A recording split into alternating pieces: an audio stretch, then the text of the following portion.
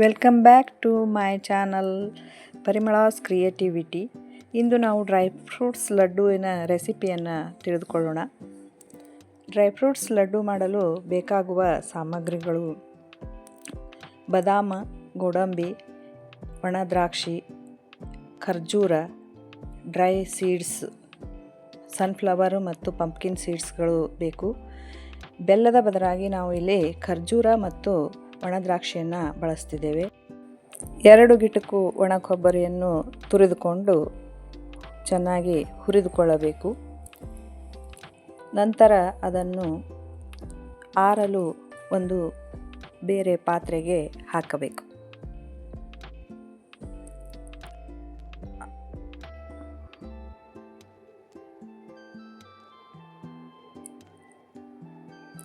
ಒಂದು ಬಾಣಲೆಗೆ 3 ಚಮಚ ತುಪ್ಪವನ್ನು ಹಾಕಿಕೊಳ್ಳಿ. ಅದಕ್ಕೆ ಗೋಡಂಬಿ ಚೂರುಗಳನ್ನು ಹಾಕಿ ಹುರಿದುಕೊಳ್ಳಬೇಕು. ಅವುಗಳನ್ನು ಒಂದು ಪಾತ್ರೆಗೆ ತೆಗೆದುಕೊಳ್ಳಿ.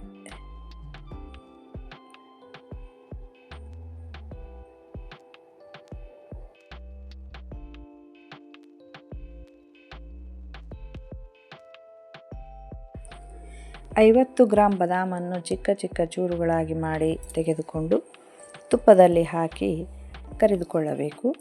ಅದನ್ನು ಕೂಡ ಆ ಗೋಡಂಬಿಯ ಪಾತ್ರೆಗೆ ತೆಗೆಯಬೇಕು.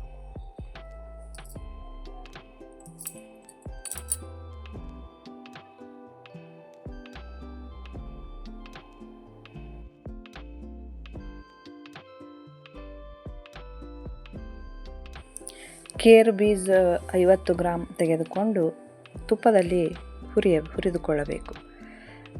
ನಂತರ ಅದನ್ನು ಕೂಡ ಡ್ರೈ ಫ್ರೂಟ್ಸ್ಗಳ ಹಾಕಿದ ಪಾತ್ರೆಗೆ ವರ್ಗಾಯಿಸಬೇಕು.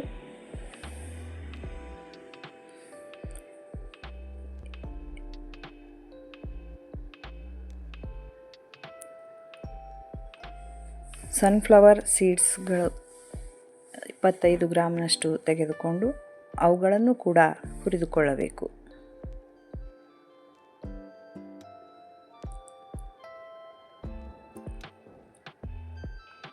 ಅದೇ ರೀತಿ ಪಂಪ್ಕಿನ್ ಸೀಡ್ಸ್ಗಳನ್ನು ಕೂಡ ಹುರಿದುಕೊಳ್ಳಬೇಕು.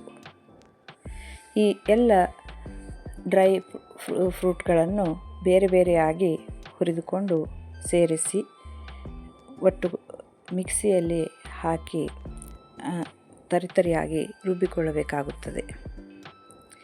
ಈಗ ಒಣ ದ್ರಾಕ್ಷಿಯನ್ನು ತುಪ್ಪದಲ್ಲಿ ಹುರಿದುಕೊಳ್ಳಬೇಕು.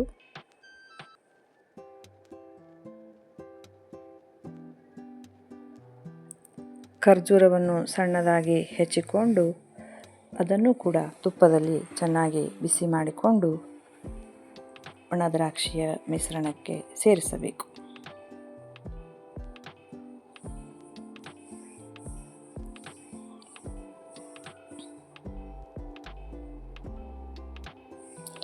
ಈಗ ಡ್ರೈ ಫ್ರೂಟ್ ಒಣ ಕೊಬ್ಬರಿಯನ್ನು ಮಿಕ್ಸಿ ಜಾರ್ಗೆ ಹಾಕಿ ತರಿತರಿಯಾಗಿ ರುಬ್ಬಿಕೊಳ್ಳಬೇಕು.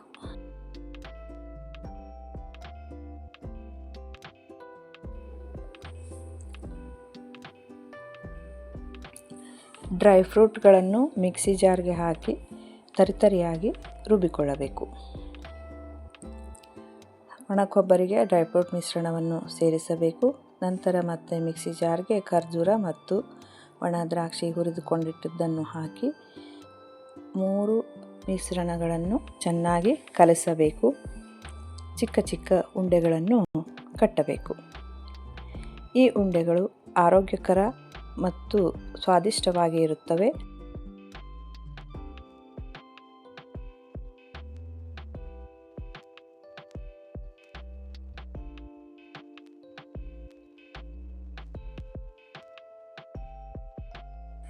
ವಿಡಿಯೋವನ್ನು ನೋಡಿದ್ದಕ್ಕಾಗಿ ಧನ್ಯವಾದಗಳು. ಈ ವಿಡಿಯೋ ನಿಮಗೆ ಇಷ್ಟವಾದರೆ ಲೈಕ್, ಶೇರ್, ಸಬ್ಸ್ಕ್ರೈಬ್ ಮಾಡಿ. Thank you for watching.